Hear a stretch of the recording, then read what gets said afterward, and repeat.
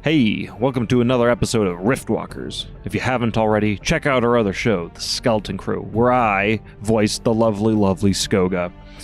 We just had our Season 2 finale over there, and let me tell you, it's juicy, okay? You're gonna want to listen to it. Also, if you're not already, come join our Discord. You can come say hi, hang out with us, and some other fans of the show. Now, with Val finding himself alone after trying to teleport the group to his home city, the question remains, what happened to the others? Find out now on Riftwalkers.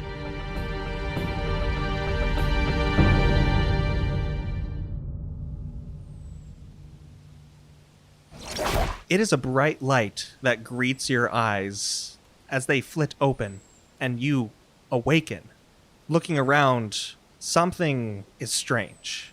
Rolandir looks to his left and sees nothing. Just grass, hedges, topiaries. And then to his right, he sees the still form of Lerots, his chest slowly moving up and down under his heavy armor. It seems you two are alone. Noticing the vacancy to his left and Lerots on his right, and then he's laying down in this field, apparently, of flowers and whatnot, Rolandir stands quite hurriedly, and he looks down at Lerots and says, "Lerots, stand up, quickly. Where have the others gone?"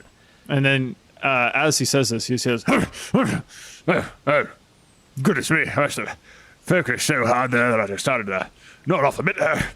Happens when you're my age. And the others who say, well, I don't see them close, but this is a garden, so I imagine we've all come to the same place. No need to worry. Maybe we just give a shout for them. They'll come running. As Lerots is shouting, Rolandir's racking his brain, just looking around, and he's trying to compare the scene that's in front of him versus what he can remember of the conjured image that Val had brought right before they went. It looks similar. It's definitely a garden of sorts. The structure that you're next to seems to be a manor home. You're situated in hills, still among a larger city.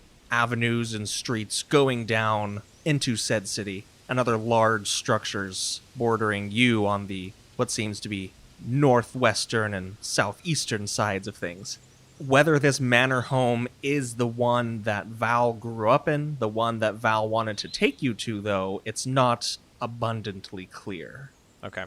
And from what I can see, Rolandir does a quick check of his hands and his person, has the seeming that Val casts still in effect on him. It is. Okay. Lerots is going to take a very, very deep breath. He's just going to suck in the air and he's going to say, Yes, we're in the place indeed. 800 years can't dull the sweet smell of this fair city. His radiance.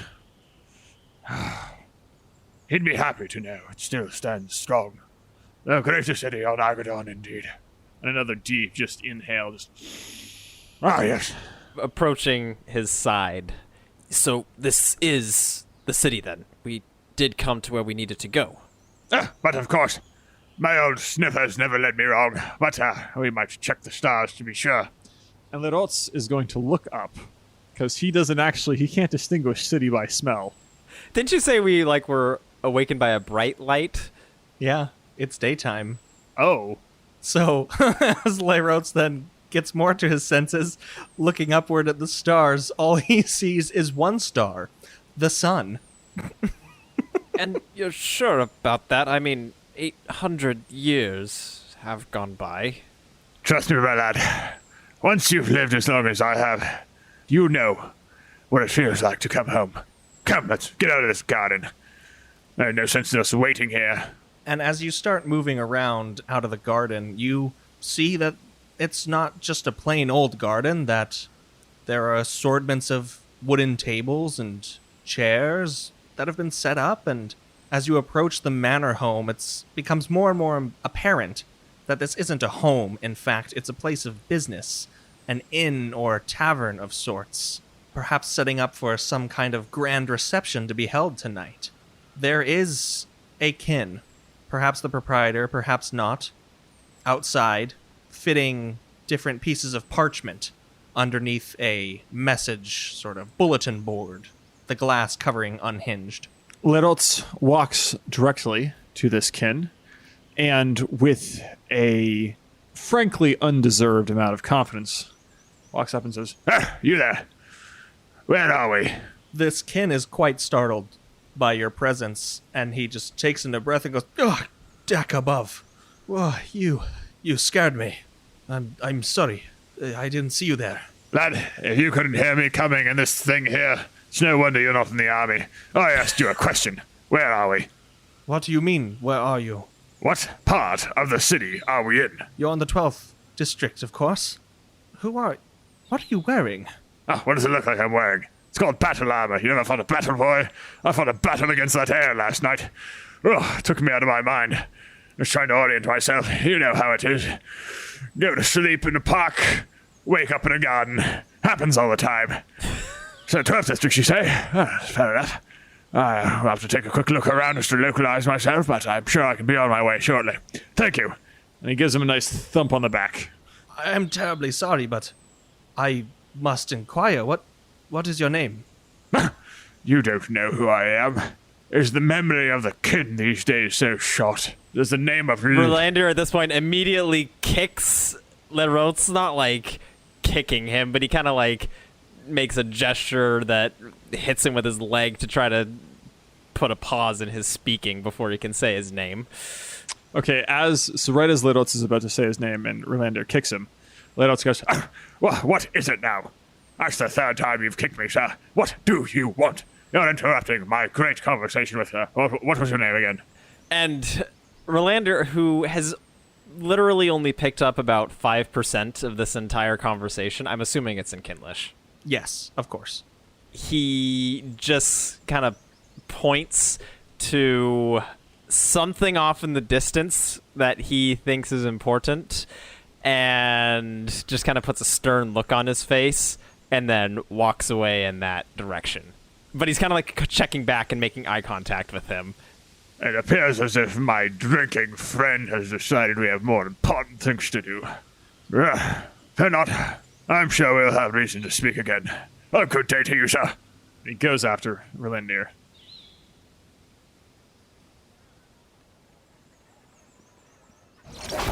After a snap and a flash of light, Mick, Brynjar, and Ephron, you land on your feet, hard stone beneath you.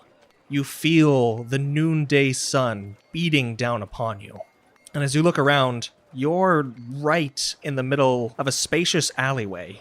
It seems on one side there's a large plaza with kin mulling about, and then the other direction ends rather abruptly in a sort of fire escape construction made of wood and scaffolding.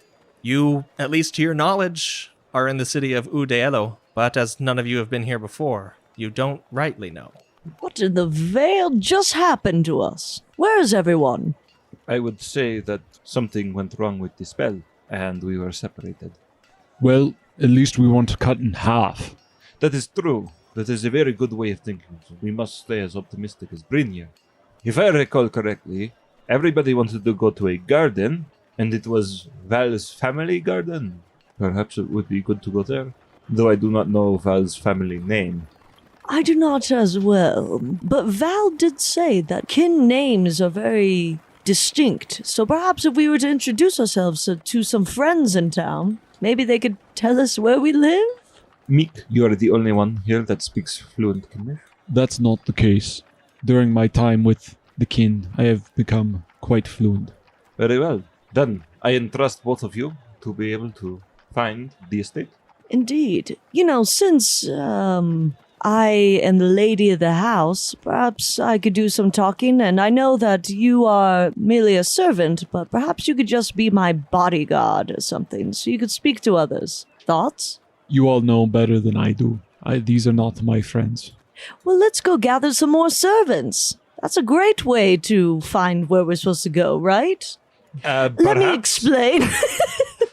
Let me explain. If we talk in town and say, hey, we need more help to gather supplies and take it back to our place, maybe they could lead the way. That, of course, avoiding suspicion. Unless you have any better ideas. I bet you do. I believe that If we are looking for a household, it would be better for the servant, possibly a new servant, to ask the location of what was your kin name? Dirda. For Dirda, and go from there, as we all do not know the family name. We do know that she is Elveret. Perhaps we may be able to find the estate.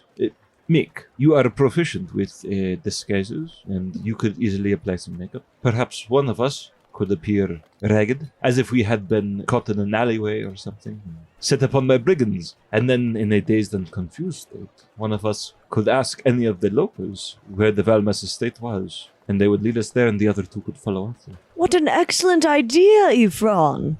Or perhaps, what if there is some sort of a directory? Oh, yes, the Yellow Pages. Yes, I know exactly. what you mean. I get one at my door every month. Perhaps we could go to some sort of an official. Perhaps there is a mail office, a post office. Some kind of, yes, indeed. Delivery service, perhaps. Mm-hmm. Or maybe another official, somebody in town who may know or be well acquainted. Yes. Val did say that they can take very good records of all of their people. So if we are to go there, say we have simply lost our way, as we are mere servants, and we do not leave the estate very often. I think it's smashing. Your ideas? What do you think? I motion to Brinier. Brinier looks at Nick and responds, well, it couldn't hurt to try. Then Brinier walks out of the alleyway, leading the group forward. Stepping into the great plaza before you, you see a makeshift market that seems to have been erected for the day. There are many different kin trading wares and showing off their craftsmanship. One calls out to you as you walk by and says, Yes, look, Elveret, in our humble neighborhood. I do accept your currency if you wish to purchase anything. Well, what are you selling? All different fineries of sorts from all over.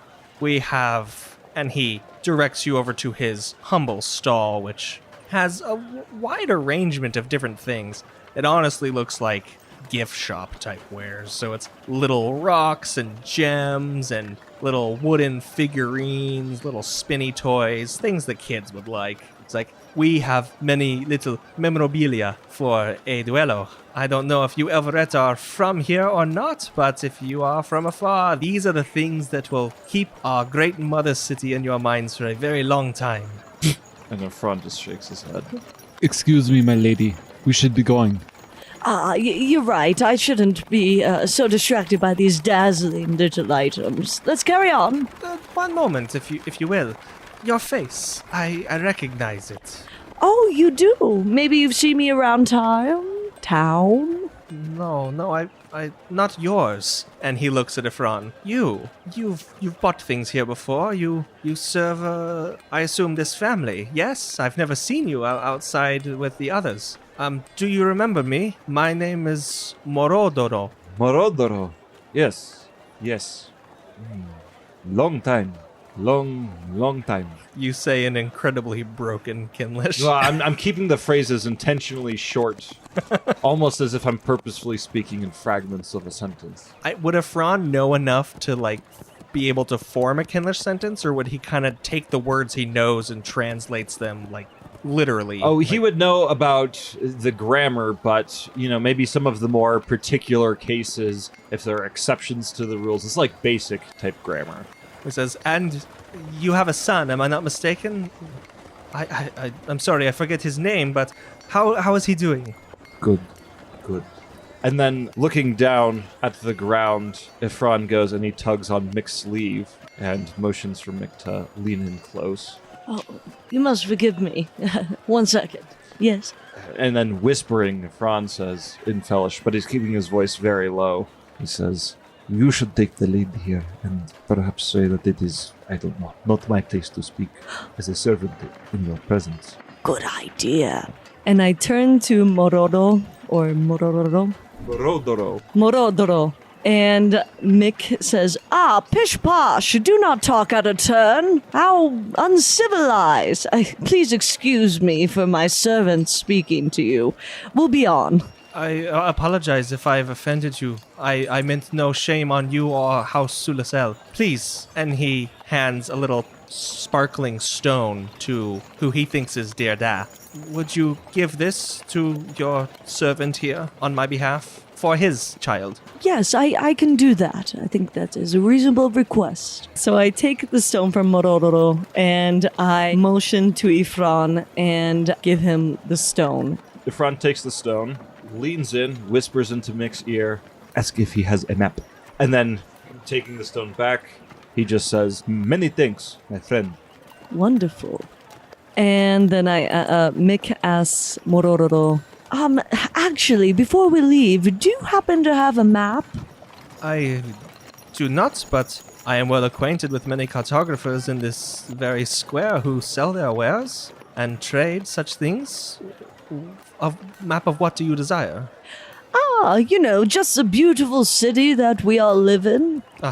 Yes. It is wont for many of us to want to gaze upon the beautiful architecture of the mother city. Oh, yes, Would of you not course. rather prefer a painting or some artistic embellishment of this beautiful thing? Now, I wish I could afford that. Well, actually, the reason it's not for me, it's for his little boy, in fact. A birthday gift. I see. Well then, allow me to do a favor then for a friend. There is an elfkin over there, and he points about 6-7 stalls away where you see a larger elfkin woman who is hanging different pieces of parchment in front of her stall. Or actually, she seems to be gathering them up as you look closely. Maybe she's shutting down for the day, or at least taking a break, as it is going into the afternoon. He says, "Her there. She will provide you a map. Just tell her I sent you." Oh, lovely. Thank you so much. We'll be moving on then. I wish you well. I wish you well as well. Toodaloo. As Rolandir walks down the street a little ways, you are still disguised as an Elverette. Leirots, in your time, Elverette were not common in parts of the city that were not cordoned off for them. That's something you would know. You wouldn't know if that's changed. Does Leirots indeed follow Rolandir away? Yes, he does. Okay, so he doesn't lead him too far away. He just kind of gets him far enough away that he can speak to him in Fellish without, other people hearing necessarily that they're speaking Fellish. And he kind of gets up close to Leirots and says, "Now, I think it would be wise if we decide first what our story is, and two, and this is very important because you are the only one who can fluently communicate with these people, we need to have a goal, a plan. We need to meet up with the others as quickly as possible. It's good that we know where we are, the 12th district, but that doesn't help me out very much, at least. I think there was something that Val had mentioned about a section off of where his home was. I don't know, but it couldn't hurt to ask." It's a fairly simple thing, depending on how much has changed over the last 800 years. In the past, the Alvarettes generally kept to themselves, and not too much to do with the rest of us kin. Really stuck-up bastards, if you ask me. But, anyways, we, should merely find their location, and Val seemed to be of a fairer sort, but an Elverette is an Elverette. There aren't too many of them. Once we get there, we ask around, we should be able to find them fast enough. Follow me. Yeah, well, last thing. Because I, and kind of gesturing to himself, appear as an Elverette, and it might seem silly if an Elverette does not know where to find other Elverettes, we must make it apparent that I am not from the city. I am someone, preferably a mute, coming to visit family or relatives are looking for work. I don't know, you can think up on your feet what the cause is, but I'm... No need, my friend. There's no requirement to speak in Elfkin society. We respect a man's privacy, and it's, or hers, to be honest. A woman's just as private as a man. We respect their privacy to speak and do what they will. No need to worry. But keep your mouth shut and I'll find you there. Though I must tell you, I'm not quite sure. Last I checked, the 12th district was in fact the Elverette district. It must be where I got confused, so it looks like they've changed things up. But no worry. We'll find it. Good. And do keep a low profile. I understand that can be difficult at times, but be as you are. Maybe withhold your name. You would have me hide who I am and dishonor my name by not speaking it? I would have you keep it a surprise until the proper moment. Well, sir, you're a fool. It's much better that I not say it at all. Are you crazy? If I told everyone who I was, they would know that the great general has come back and I'd be shipped off to go fight the humans. Ugh, you Godborn really need to think more. All right, I do need a name, though. Valentine sounds like a good one. Oh my gosh. That's Val's name, right? That's Val's actual name. Yeah, well, it's Val's human disguise name. Oh, bumchucks. I need one that's kinless. Because that's definitely not a kin name. Well, no, actually, Valentine works as a kin name. Okay, perfect. Go with that. Do I know Valentine's actual kid name? I think you would. It's Valmes. His surname is Sulisel. So you would be looking for the Sulisel residence, and you are Valentine. Yep. That's me. As Larote says his name is Valentine, Rolandir goes to say something. And then smacks himself on the forehead. Yeah, he just goes along with it. He falls into his character as a mute Elverette. As you two continue on your way down the road a little further, you actually hear the voice behind you. It's the proprietor of this inn, this establishment up the hill. And he says, "Hold on, just one moment, please." Yes, of course, sir. What do you need? And he comes up to you and he has a fabric in his hand wrapped in a little bundle. And he says, "You looked rather confused, lost, and, well, I would never want a kin in my family to be found as such, and I pray for your circumstances, friend, and hopefully this will help you on your way."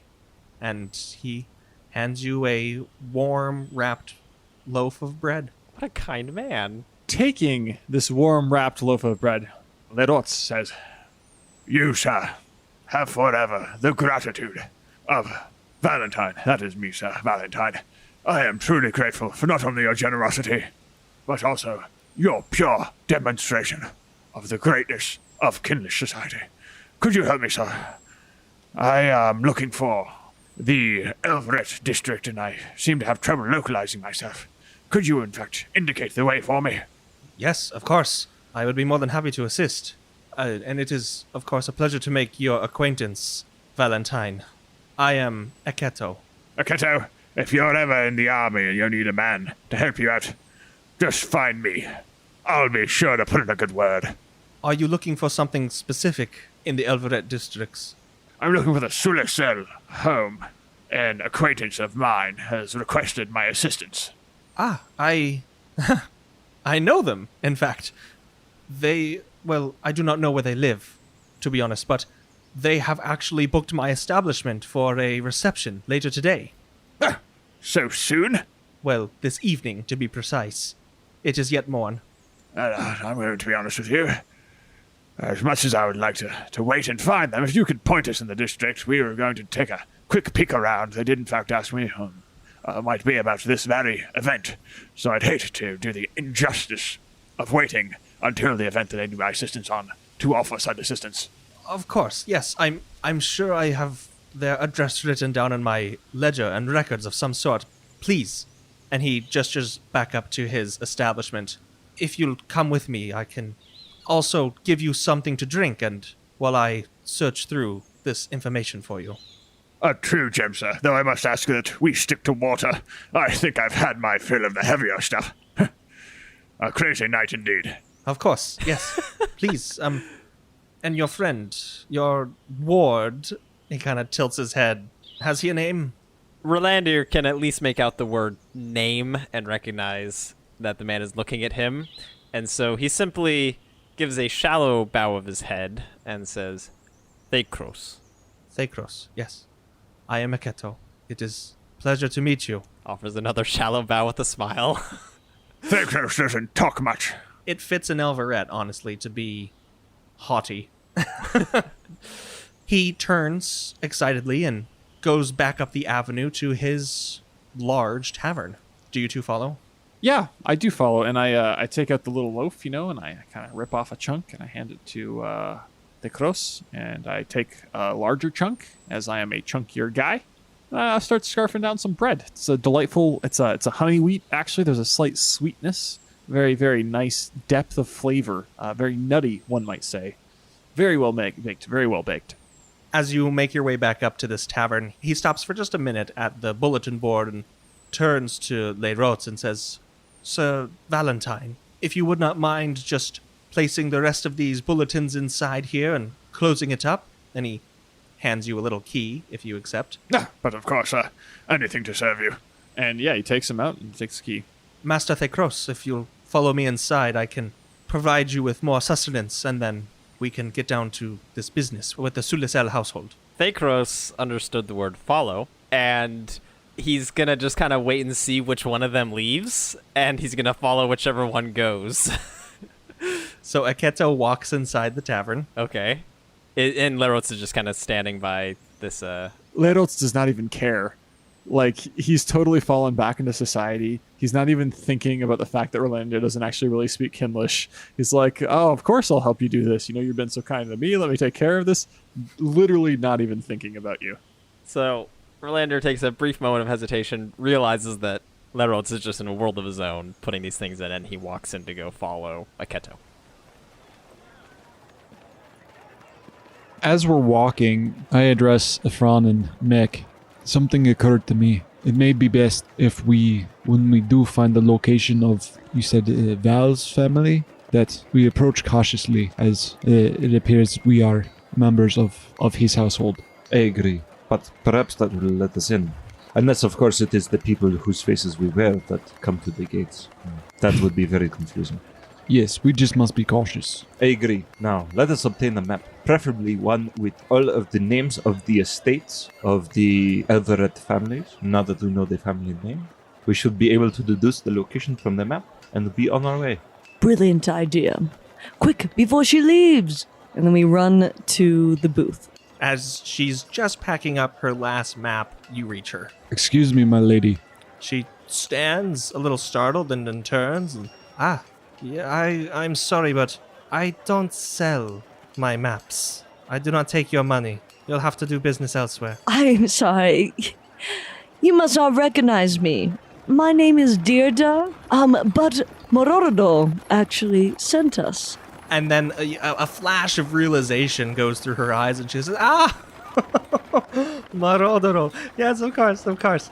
And she kind of gets on her tippy toes and flashes a big smile and waves across the plaza and says, what do you need, my friends? I apologize for my attitude. I do not deal with Everett in any capacity, to be honest. Your kind does not grace these plazas very often. What is it you require? We require a map. And let me be a little more specific, as you have all these maps in your hands currently. What we would like is maybe a map of the city and all the households. Do you have something like that? That is something else. I do have different maps that are laid out by districts. Oh, is that if that's the closest thing to what we're looking for, I say we'll take it. Yes, of course. What district would you like? Oh, yes. Well, of course, the district that we are in, the Sulisel household. Of course. Seeing as, like I said, I do not get very many Everett customers, I do not have very many maps of Everett's neighborhoods. One moment, please. At this point, Chris, will you just roll a performance check for me? Sweet. Oh, dang! 11. As she fishes through her bags and finally pulls out one, she seems to have been taken a little longer, maybe even on purpose. And she hands you this map. It's older, but she says, this is the Everett district that your household is from. Here, you may have it. And she holds it out. It's not that she's looking at you suspiciously, but you can tell that she doesn't have a good feeling about this conversation, but she can't put her finger on it. Again, whispering to Mick, tell her we do not leave the estate very often, and that we do not know our way around the city very well. Well, as you can tell, we don't leave the estate very often. In fact, we we don't really know where we are, and we don't come around these parts very, very often. So we just need a little direction from this map. Oh, I see. Well, I cannot point you to your estates. I have never been there, but if you go, and she points to one of the corners of the plaza, if you go to that corner of the plaza and then turn in the opposite direction, you will see a large clock tower. To the left of that clock tower, in the hills, past it, that will be the neighborhood you wish to travel to. It is quite a number of paces from here. That will be all. Thank you so very much for your help. And in return, what can we give you? No, nothing. Thank you. I must get home. I have to eat and feed my children. Yes, I understand. Well, lovely meeting you. Thank you very much. Of course. And she turns back to her work and finishes packing up. Toodles. How did that go? That was really, that was a little rough, huh? Let's just quicken your pace, please. Very good. That could have been much worse. You're right. I think she was on to us. But perhaps it is best if we remain relatively quiet. It would not be good for others to overhear us speaking in Fellish. Shall we be off? Are you following her instructions? Yeah, Yes. we're going towards the hill. You know, we go to the corner, yeah. we look for the clock tower, go into the hills to the left of that, find the second star to the right, onward till dawn. It's going to take you a couple hours to walk. It's an enormous city, laid out between flatlands and hills and stretching even into mountains. So it'll take maybe 2 hours on foot to navigate to the correct neighborhood and district. If only Lyrian was here, he just summoned some of those horses. If only we were in a big city where an Elverat woman of status could get like a carriage. If only. Am I right? Okay, so we're turning around the corner and, of course, going through the city. Mick is going to be looking around for some other means of transportation so we can expedite this process. You see none. Oh, crud. Do we see a lot of people? Yes, plenty. But it would be dutiful to note that you are the only Elveret that you see. Everyone else is Elfkin. Are we noticing that people are looking at us strangely, or is it, like, different behavior? Some of them might give you a longer glance, but nothing uncouth. Has anybody ever noticed that we're the only Elveret who are here? Is it possible to change our disguises? Oh, please. I've been doing this for years. Of course. Let me go get my makeup bag. No, I meant the intent that Val wove upon us. Unfortunately, I do not know of any spells that can reverse this. What about yourself? Brinier? Well, I don't know if you noticed, but my specialty lies in melee rather than magic. Very well, then I suppose we will just have to deal with the sideways glances and make our way to the Elveret district. Ryan, just a quick question, just so I can understand the distinction between Elveret and Elfkin. What's like the main features that would, like give us away that we're Elveret? You're scrawnier. You're a little shorter. Ah, dang it. If only we had some padding.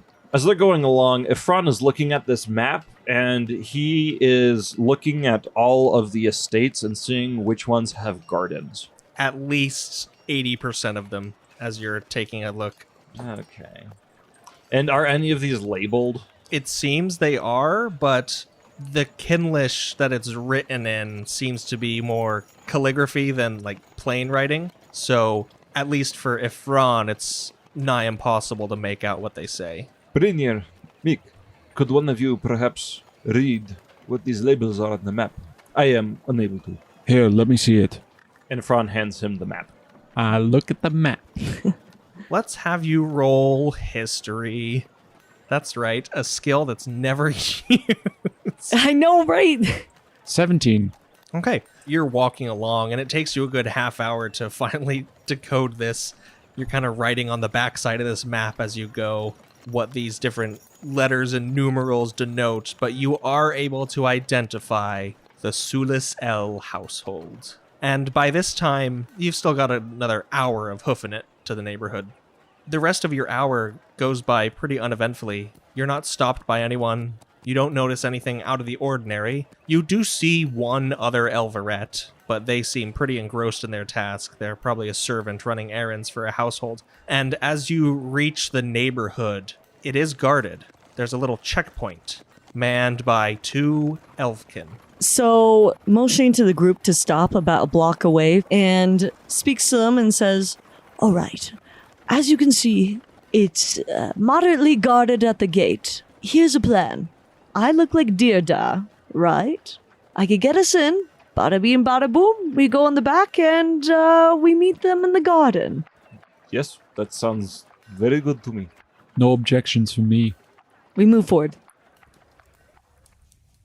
Inside the tavern with Aketo and Rolandir disguised as the Elverette Thakros. He pours you a drink, sets it on a table, and motions for you to sit down, pulling out a chair. And then he fills a small stoneware cup with water. And then he fills a second one, and he puts those both on the table as well. He's given you a sort of spiced wine of sorts, a kin variety that Rolandir's never drank before, but it's tart, and it's pleasant in your mouth as you swish it around for just a moment. And as he goes over to the counter and pulls out his ledger, starts flipping through it, he says, if you wouldn't mind me asking, but how is it that you and Valentine know the Sulisel family? I have not been acquainted with them for long, I'll be honest, but they seem to be illustrious, at least when it comes to Elverette. Gesturing to you, I am quite ignorant on the matter, I must admit. Rolandir utters the words, they are friends. And he gives a nod, and he takes a drink of his spiced wine. And Aketo just gives you a couple nods and continues looking through his book, and by this time, Lerotz's task is complete. Lerots walks in. Is there anything odd in the air between the two of them? Like, does he think it's like, oh, this is kind of weird that this guy doesn't talk this much? Or is it more of a, oh, this is pretty normal for Elverettes, so he's just kind of grumpy? Roll insight for me. Is that 5 on that insight roll there? Honestly, this seems pretty par for the course, to your knowledge. All right, then upon arriving, Seems you've already sat down to the drink again. You can't keep the drink out of this one. and Leroth smacks Rolandir on the back. Oh, sir. Did you happen to find that address for us? We would be tremendously indebted to you, sir. Tremendously indeed. Yes. One moment, please. I was just going through these expenses in here, and usually we write up some invoices and have those parceled out over a number of months, as the business we conduct here is one that is utilized by the higher tiers. However, it seems the Sulasels paid a lump sum and did not leave any sort of forwarding address for their communications. Honestly, there have only been servants that have come between us and them in these times, making last-minute arrangements for this party and so forth. It is a large occasion, though. If you are friends of theirs, I'm sure they would not mind you being on the registry and... But of course not. He is in fact the godfather of my sixth son. Oh, indeed. Here we should be. Very well, I tell you what. Why don't you put us up in a couple of rooms here? We'll contribute as needed around the inn here, and when they come in, we'll present ourselves and have a darn good talking to. If we can't find them there, at least we can find them here. Yes, indeed. I think that would be a wonderful arrangement. I am actually a couple short of hands right now. 2 of my workers suffered injuries. Sparring.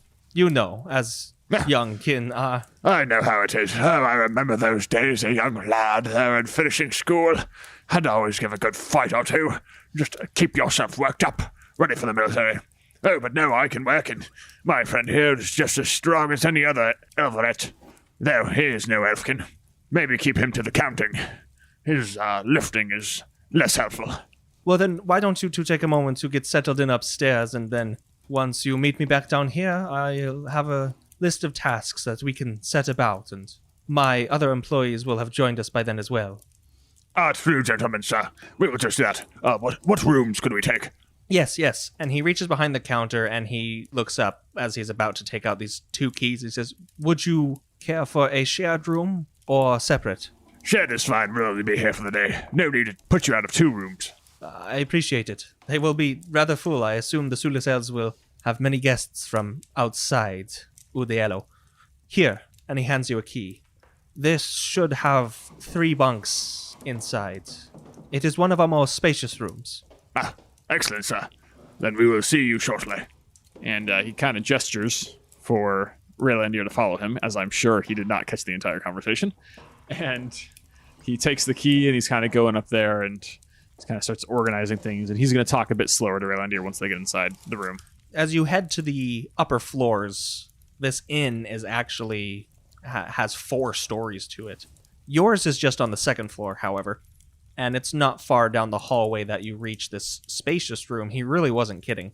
It is a more than modestly sized for 3 people. There are 2 lavatories. There's a full kitchen area. There's a study, a place where you can sit and converse with a small hearth, and large windows overlooking the northern hills and neighborhood as it stretches on. It's nice, to say the very, very least.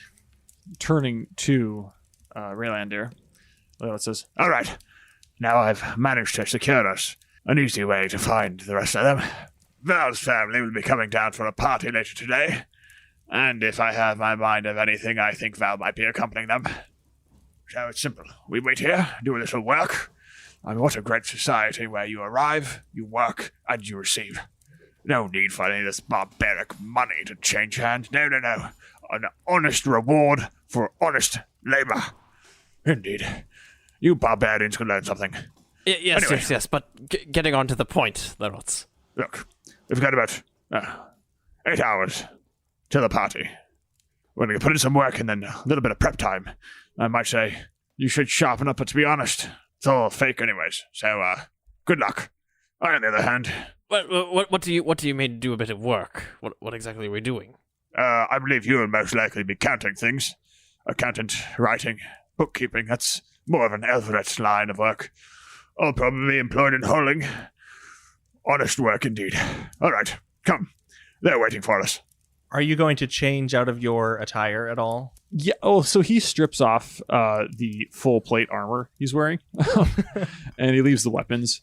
And he kind of digs through his pack, and he has some just kind of casual workers' clothes. Like, imagine if a guy had Carhartt clothes in Fantasyland. That's what he's wearing. So then, as Leirotes changes and then starts to head back down, does Rolandier go with him? Yes. As you make your way back downstairs in the establishment, Aketo has gathered a couple other employees have shown up. Aketo quickly introduces you to them and says, "This is Thegres and Valentine. They will be helping us today to prepare for the Sulacel's reception. Please show them the kindness as you would a brother or sister." And they all greet you rather warmly, smiles and nods, very respectful, especially toward Leirotes. Not that they're less respectful toward Rolandier, it's obvious to them that he is an older kin. Whether or not he's a high tier in the society, he's still of a revered age. Now, Aketo starts handing out tasks to all the employees, and over with Thekros and finally Valentine, he says, "Now, the two of you, if you will not mind, we have a set of tables. These long tables that the entire Sulacel family will be seating at. There was a problem last time we employed them, and something snapped in the rigging or in the woodwork underneath. I'm not quite sure. If either of you are good with crafts or have any experience in those tiers or professions, it would be greatly useful here. Otherwise, I can set you about a different work. What say you?"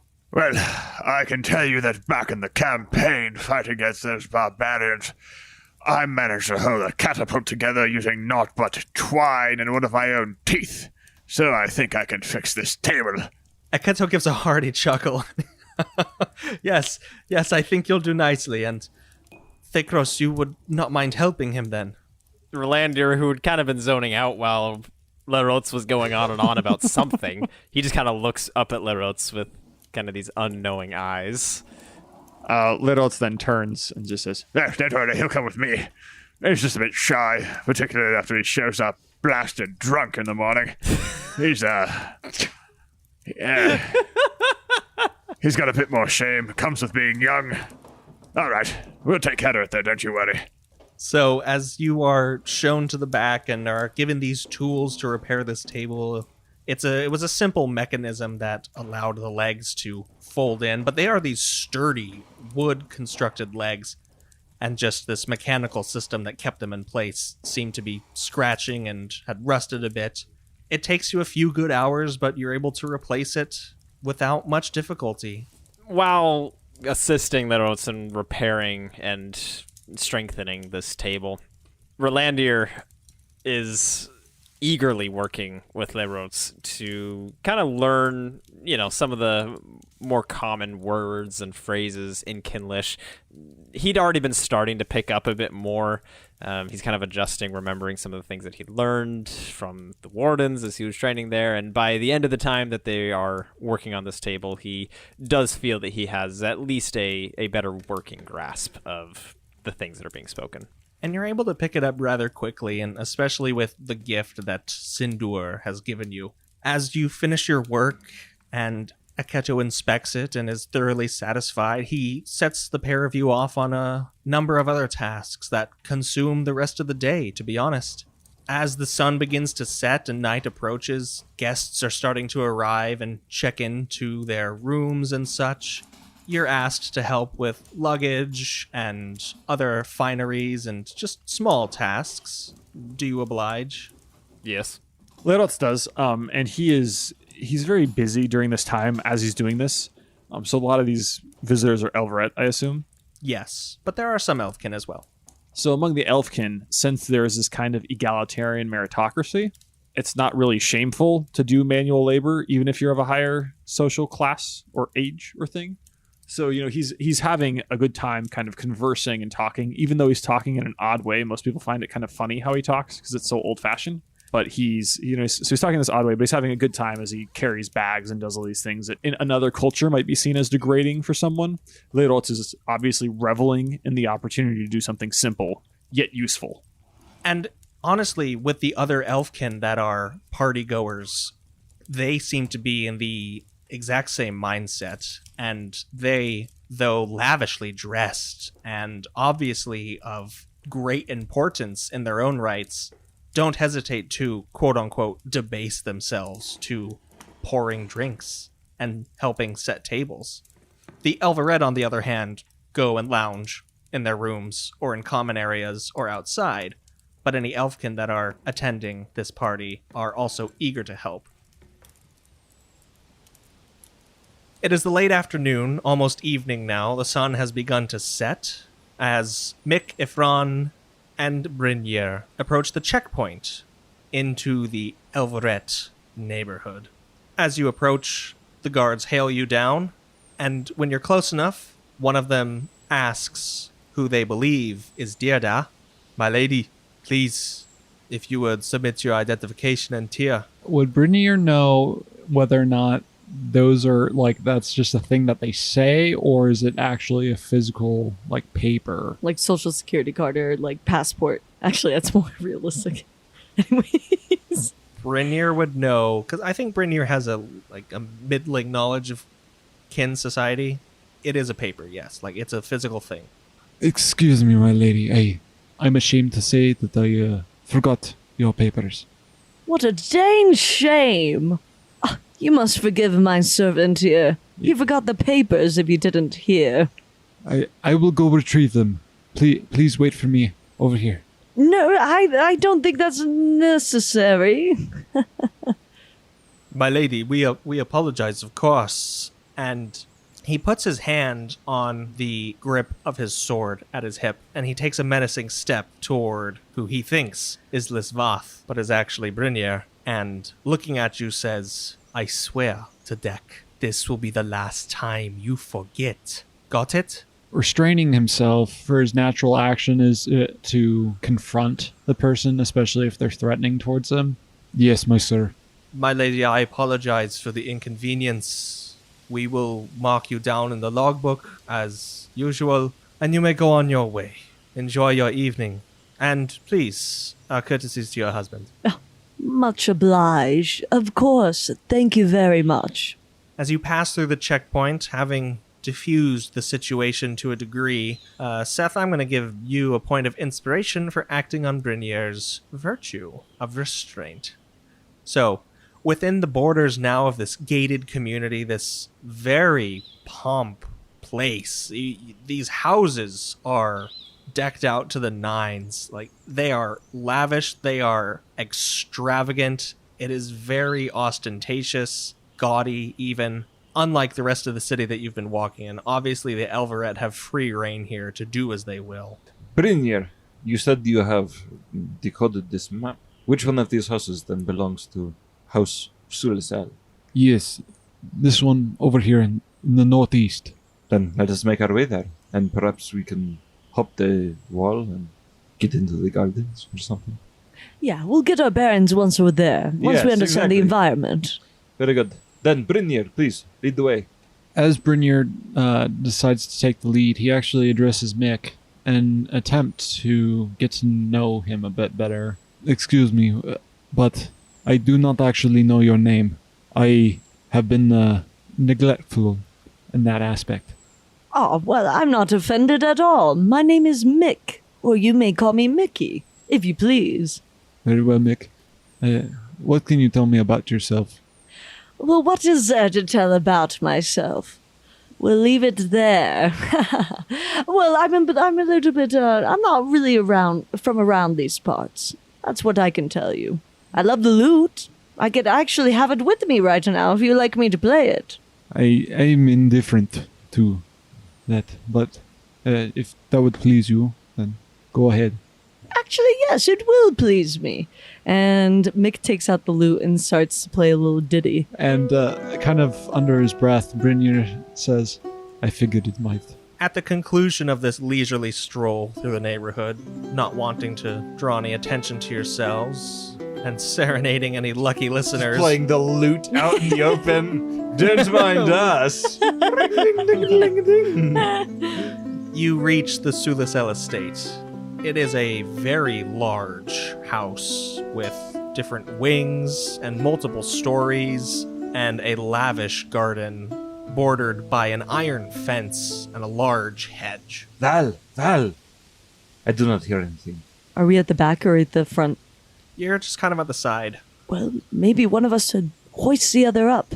That will not be necessary. And Ephron moves back a couple of paces, and he looks at... Now, is this just a wall, or is it just like iron pickets? It's like a 6-foot tall iron fence and then like a 8-foot tall hedge behind it. All right. Ephron backs himself up a couple of paces, and then he runs straight at this fence, and with a little bit of footwork, he runs vertically right to the top of it, placing his feet on some of the pickets, and then he just hops right over. As you tumble down gracefully into the garden, you see a beautiful array of shrubs and topiaries and a nice fountain, but no other souls. Ephron takes a little look around. He says, "There is nobody here. It is safe for you to come over, if you can. Hoist Mick up and then climb up yourself. You're quite a tall fellow." And then Ephron is he's looking around. He takes note of where the estate proper is. And then he's looking for any signs that Val would have left if Val were here. By the time Mick and Brynjer are able to hop the fence, it's a few good minutes. And it's grown a little darker now. The sun has dipped behind the mountains, and you can see the stars in the sky above you. Do a perception check, Ephron. 12. Looking around, there isn't anything in the garden that you note particularly out of the ordinary. Of course, you've never been here before, but you would know if Val had set something up to tell you that he was here, to make his presence known. In fact, the estate itself seems empty as of right now. There aren't any lights on inside. You don't hear or see any movement. You are alone. Perhaps it would be best if we made ourselves at home.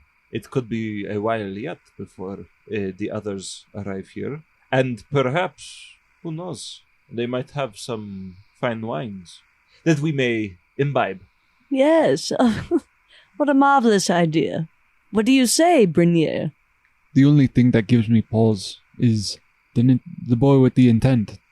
say this doesn't last forever? No, it does not. But I figure it is better to be well fed than to be out in the middle of the streets when the spell wears off.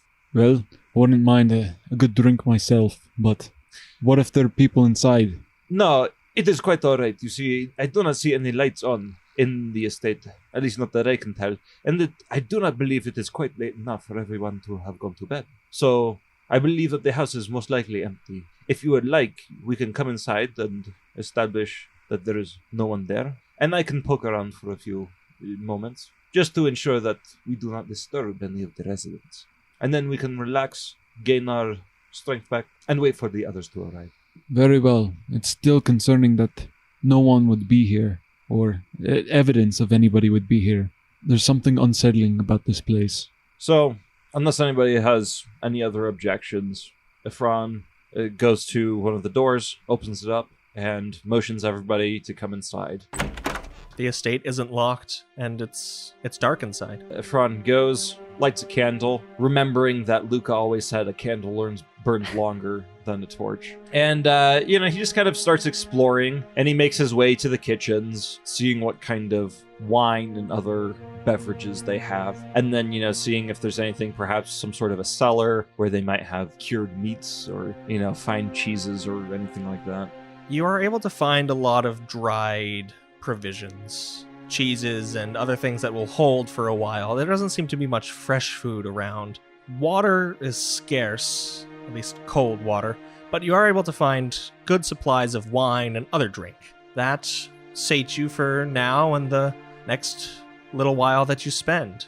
So after we've eaten, Mick wants to have a look around, and so Mick starts exploring a little bit of the house outside the kitchen. So as I'm exploring and looking around, do I notice anything out of line or anything out of the ordinary? Out of line, no, because everything is immaculately kept, but out of the ordinary, maybe, because it seems everything is coated in a thin layer of dust. Not just a day's worth, either. People haven't been here in a number of days, maybe weeks. It's strange, and as you continue poking around different rooms, upstairs, downstairs, going into the separate wings, you find the same story over and over again. Okay, I return back to Brinier, and Mick goes, I think you're onto something, Brinier. I looked around and I didn't see a soul. Not only that, but it looks like people haven't been here for a very, very long time. Something's wrong here. Where's Ephron? Ephron, after relaxing for, a couple of hours, having a few drinks, some cured meat and stuff, and thinking about all the different luxuries that he sees around him and kind of gawking in amazement at the Elveret way of life, he goes outside for a little bit of fresh air and to just maybe do a bit of stargazing. So he goes out onto a nice patio where they have some chairs and sits down, and he looks up at the sky with a glass of wine in one of his hands. Now, Ephron is a man of the world. He's traveled far. He knows how to navigate, right? Yes. Ephron's been on many trade routes, and he knows all the different tricks of how to navigate during the day and during the night, and he knows his way around. As you look up into the sky, you notice something strange, and maybe even a look of doubt or suspicion crosses your face, double-checking your own memories with what you see above you. Very puzzled, Ephron leans forward, and he says, No, that cannot be right. No, I am sure of it. And he sets his cup down and walks back inside. Brinier, Mick, please, come. It's strange after inspecting the whole house. It seems that it's been weeks, maybe even months, since anybody's been here. That is very strange. Now come outside with me, please. It is very important that you see this. And he ushers them out onto the patio. He says, Look up at the stars. I do not know if either of you know very much about this, but as the planet moves in its orbit, the stars change places. The stars are in the wrong place. What do you mean, the wrong place? Now, I do not know how the teleportation spell works, but I do know that something went wrong. And from the position of the stars, I can only be led to conclude we are in the correct place, but a month too soon. So as the night approaches more and more, Aketo has one final favor to ask of the both of you, and as he pulls you aside, he says, "Now, I know that both of you are looking to speak with the master of the Sulisel house and perhaps his wife, but I do have one very small favor to ask before we begin the celebrations in earnest." No, but of course. What can we do for you, sir? In the cellar, there is a ripe barrel of Kinlish and Noir. I've been saving it for just such an occasion, and Master Sulisel has asked me to take it out for this very special party. If you two would please go to the cellar and find said barrel and bring it up, I would be most grateful. It would start the party off with just the right mood. Of course. I could not think of a better way to spend our time. Come, we'll find it, and let's get this party started. And yeah, Verlandir very much now, being able to understand more, understands the gravity of the favor, follows the roads into the cellar to go fetch the barrel. Ammon, why don't you do a perception check as you're looking around for this? Oh, am I going to get conked on the head? What's my perception? No, I think we're going to pick the wrong barrel. Ooh, that would be bad. Okay. 15. As you're looking around, there are quite a number of barrels in this cellar, but it's not till you get to the back where there are smaller ones that, 2 people could easily carry, that this smell starts to tickle your nostrils, and it is a sweet, beautiful smell. You've had this particular drink probably once before in your life, and it is not one that you easily forget. You know exactly what barrel to take. Since the party was started, Lidoltz did take a couple of seconds to go upstairs and wax his head before he came back down to do some work. That not waxes and pull hair out, but waxes and make it nice and shiny. Oh, Right. okay. Because you're bald. I could see the confusion on Brett's face, and I just needed to clarify. And then he comes down, and he sees this, and there's literally a tear coming down from his eye, and he says, I'm not going to lie. I didn't quite believe what I heard, but you are about to have an experience that not many of your barbarous kind have had. Come, help me with this. This will change your very existence, lad. And Verlandir eagerly assists him. As the two of you grasp this barrel heartily, happily, carrying it upstairs, Leyrot's is obviously into this whole occasion. Has Verlandir sort of let down his guard and at least enjoying himself a little bit? As we know from his time aboard Captain Kilneas' ship, anything that involves just kind of losing himself in work, Verlandir gets very much into. So he, as he got to learn the language better, can understand kind of what's going on, just being a part of it, he's quite excited. And not only that, but he also knows they're about to meet Val's family, which is something that's interested him for quite some time. So, as you make your way back up to the parlor and then outside, Aketo greets you and says, "Oh, perfect. Wait for Master Tsenres to begin his speech, and as he introduces his son, why don't you carry forward the barrel? As, of course, my gift. It would do me the greatest honor." Of course, sir. It would be my honor as well. So, as a large Elverette in the most elegant clothing stands in front of this long table that's been arrayed and set for this family to take seat on, all the other party guests have stopped mulling around and they've gathered in this larger courtyard. Lanterns are burning. There's musical accompaniment. It's a very soft, quiet night. It's beautiful. It's calm. And as Tsenres, Val's father, starts speaking, he says, "Welcome all. We are honored to have you here. It is my greatest honor." And Aketo from behind you two is like, "Go, go, go." Start walking forward, carrying the barrel. You pierce through the middle of the group, now in the center of this courtyard, walking toward Tsenres at the table.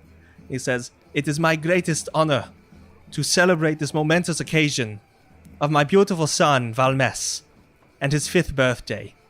And this boy comes and stands by Tsenres, whose eyes just go absolutely wide, looking at the pair of you. And Leyrot's looking at Tsenres and Valmes, and then back over to Rolandir, and then back at Val and his dad, but then back at Rolandir, because He's human again.